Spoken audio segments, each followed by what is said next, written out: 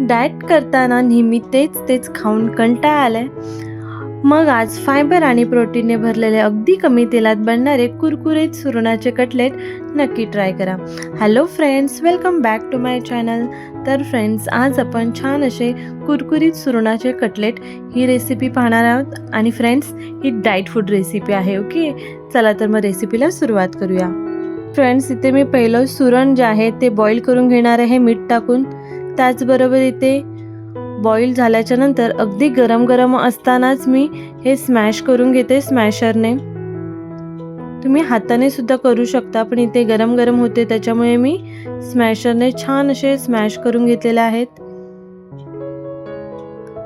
त्याचबरोबर अगदी जर छोटे छोटे पीसेस राहिले असतील तर मी चम्मच घेऊन अशा पद्धतीने ते स्मॅश करून घेणार आहे. आपल्याला याच्यामध्ये पीस ठेवायचे नाही आहेत. जितके असतील तर तुम्ही अशा पद्धतीने स्पूनने तुम्ही बारीक करून घेऊ शकता. त्याचबरोबर इथे आता मी आपल्याला लागणारे मसाले म्हणजे लाल तिखट पावडर, हळद, काश्मीरी रेड चिली पावडर, गरम मसाला, धना जिरा पावडर, जे पण तुमच्याकडे मसाले असतील तुम्ही टाकून घेऊ शकता. कांदा घेतलेला आहे, एक शिमला मिरची बारीक चिरलेली, कोथिंबीर, त्याचबरोबर अद्रक लसूणची पेस्ट सुद्धा घेतलेली आहे. आणि आपल्याला मीठ सुद्धा टाकायचं आहे. तुम्ही या स्टेजला टेस्ट करू शकता. जर मीठ वगैरे कमी जास्त असेल तुम्ही पुन्हा ॲड करू शकता. छान आपल्याला जेव्हा सुरण घेतो पाण्यातून काढतो तेव्हा पाणी साफ आपल्याला गाळून घ्यायचं आहे. आणि आता छान असा एकच जीव झालेला आहे आपलं जे मिश्रण आहे. आणि अशा पद्धतीने आपल्याला छान छान छोट्या छोट्या तुम्ही तुमच्या आवडीच्या आकाराच्या बनवू शकता, कोणत्याही शेपच्या बनवा.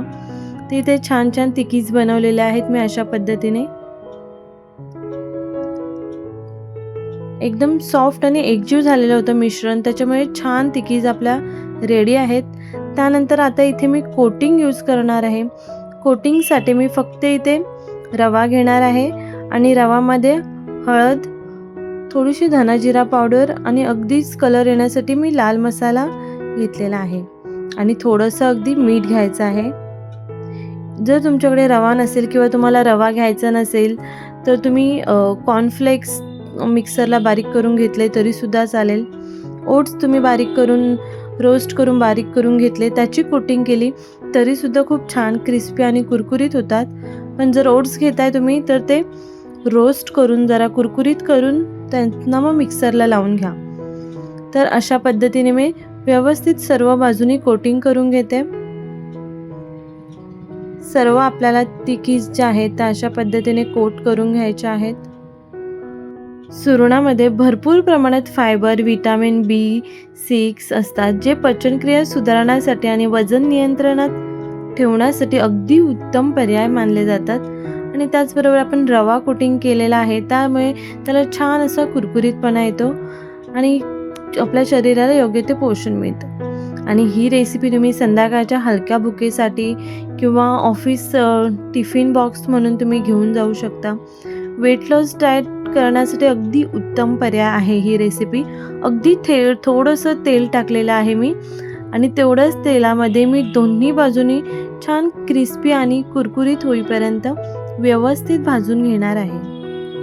फ्रेंड्स, जेव्हा तुम्ही भाजून घेताय तेव्हा आपल्याला गॅस आहे एकदम लो ठेवायचा आहे. अगदी तुम्हाला 5 ते 7 मिनटं लागतात, कारण आपण ऑलरेडी बॉईल करून घेतले त्याच्यामुळे एवढं शिजवायची गरज नाही आहे. भाज्या आहेत त्या थोड्याफार होतातच सॉफ्ट आणि म्हणजे आपण बारीक चिरलेल्या असतात त्याच्यामुळे कच्च्या लागत नाहीत.